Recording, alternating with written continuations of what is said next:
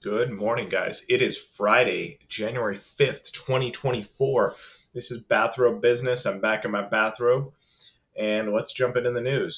So, the news of the day, it's jobs, jobs, jobs. So, it's always nice to be right, and I always feel reassured that I actually know what I'm talking about when I see some of this data coming out preliminarily, and I hear the news say one thing, but the data say another.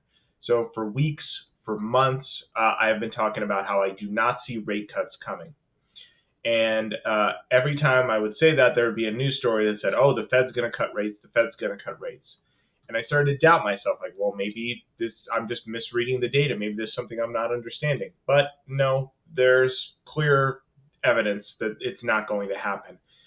Even more and more chatter is coming out that the Fed is not going to have any rate cuts anytime soon.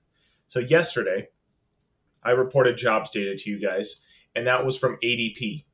Today, more jobs data came out that actually beats the numbers that I gave you yesterday. So the jobs report from the Labor Department said that U.S. payrolls increased by 216,000 jobs. So we added 216,000. That's greater than the 159,000 jobs I told you about yesterday. And U.S. labor participation drops to the lowest levels it's had in nearly a year. Unemployment hasn't actually changed. It's still at 3.7, but it is still the lowest labor participation we have had to date. So I just want to reiterate, these are old numbers I'm going to give you from a video I posted just a couple weeks ago. These numbers are from November, but I think this illustrates the point of why Fed is not going to cut rates. So we just talked about jobs, 216,000 new jobs added. We still have CPI from November being at 3.1. Remember, the target is 2. Insurance premiums are up. Home prices are up 3.7%. Unemployment is at 3.7. And retail sales in November beat expectations and are up 0.3. At the same time, remember, this is still a global phenomenon, inflation. Eurozone inflation climbed to 2.9 in December, up from 2.4 in November. So inflation is still the language of the land. It is still the baseline.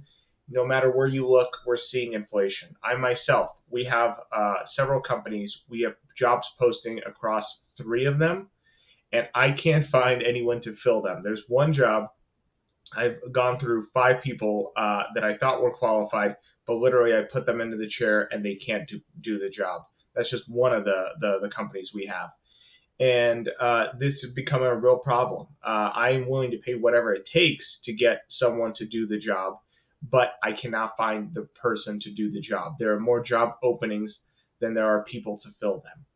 So this is going to continue for a while. This is a demographic issue. This isn't anymore a monetary issue. It never really was, but we thought that we could control the problem with monetary policy. But this is entirely a demographic issue. We've talked about this in previous videos. If you go back to one of my first videos that I posted last year, we went through the demographics. We went through how boomers are retiring, and they were the largest generation in U.S. history. Remember, it wasn't just a big generation by any standard. It was the biggest generation in the nation's history. They deflated the market, and then in addition, we had massive globalization, which outsourced a ton of labor costs. Now we're deglobalizing. We're bringing jobs back into the U.S. Every day you hear about how more companies are moving stuff back in. We talked about the CHIPS Act yesterday that's expanding in Colorado and in Oregon. And on top of that, boomers are retiring. Xers are a small generation. Millennials are an okay-sized generation considering the kids of boomers. So they're substantial, but they're still deflated compared to what boomers' populations were at their peak. And then Gen Z, yes, they're fully integrated into the market now, but they are the smallest generation we've had in generations. I know that's a bit of a silly thing to say, but because Xers were a small generation and boomers outpaced Xers in production, Xers didn't even really change the market when they came in or out. And Gen Z is even smaller than that. So as far as market forces go, we have to look entirely at millennials, and we have to look at boomers and what those two demographics are doing. And boomers are retiring, and boomers are holding on to their houses, and boomers are living longer, which is why housing is such a problem, which is why we have an undersupply of housing. However, in about 10 to 15 years, as those boomers do start to downsize and unfortunately pass away, we will see a surplus of housing, and housing prices are going to drop. But that's not for another 10 or 15 years because we can't build it quick enough. So all of this is just demographics. This is not going to change. This is the new normal. It's going to be a generation of high interest rates. And I think that this 5.5 is just the beginning. I think that if right now we're in a market where not a lot is happening outside of AI, there's not a lot of innovation, there's not a lot of new construction, there's not a lot of activity. Every day I actually check 7 economic sectors. I check energy, I check industrials, I check consumers, I check manufacturing, and I look for interesting stories. And all the stories seem to revolve around AI, but not a lot of news of this is happening or this is happening. When that does happen, when that does change, when the market finally pivots and some new innovation comes out or AI is properly applied, and we get a new industry being created or a major advancement in an industry, and all of a sudden we get a new bubble starting to form, this is going to accelerate. You're going to have bigger problems with inflation. You're going to have bigger problems with job openings. And the Fed is going to have to compensate with higher interest rates. So I don't think Fed rate cuts are coming in anytime soon. If anything, we're just at a plateau. Right now we're going to maintain. But within the next 2 years, as new innovations and new products come out, especially as some of these big tech companies, they can't coast forever on their previous laurels. We talked about Apple previously and how they've been downgraded and how a lot of the FANG, Magnificent Seven, however you want to qualify it, aren't the darlings of Wall Street they used to be because now interest rates are higher and they can't just coast off of borrowed money. You're going to see actual innovation starting to come out and the economy is going to boom. And when that happens, interest rates are going to go up and up and up. So this is going to be a problem for the next 10 to 15 years. This is not going anywhere. I recommend you guys check out Peter Zion. He's not a small figure on YouTube. He talks a lot. I don't agree with a lot of what he says. I think he's a very doom and gloom kind of person. And a lot of the predictions he made in the early 2000s never actually came around. He keeps talking about China's going to fail. China's going to fail. I don't think China will fail. But he was talking about that in the early aughts.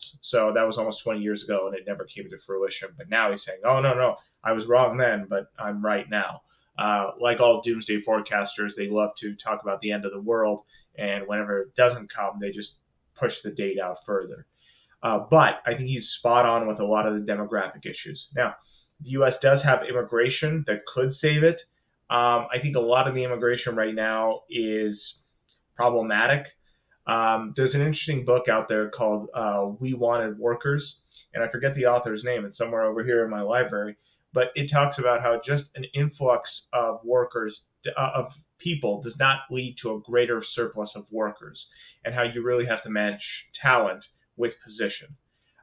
If you import a bunch of people into the country, you're going to get a rise in overall GDP because there's more people buying food, homes, cars, et cetera, but that doesn't necessarily relate to greater productivity in the market. So even though the U.S. does have a higher population and higher immigration, I don't think it's necessarily going to equate to lower job numbers because right now, if you can't find the right person for the position, you're not just going to hire anyone to do the position if it's a technical position. So like when we talked about the chips being manufactured here in the U.S., you're not just going to hire someone who's untrained and unqualified to do that job. In my position, in our laboratory setting, we have high-tech 3D mills. We have high-tech 3D printers, very sensitive machines. It takes a knowledge of CAD/CAM. It takes a knowledge of design. It takes maybe an organized mind is the way to put it, and take someone that's very technically applicable. And if you don't have those skills, if you're not able to do the job, I can't hire you. No matter if there's 20 people standing outside the door or there's one person standing out the door, if you do not have the skills, I'm not hiring you. And so just an influx of immigration is not going to change these issues. So that's it. I just wanted to talk about that, just inflation, payrolls, and demographics today. That's kind of the brunt of the video. I'm going to break for the weekend as usual, but I'll see you guys back here Monday morning. Have a good weekend.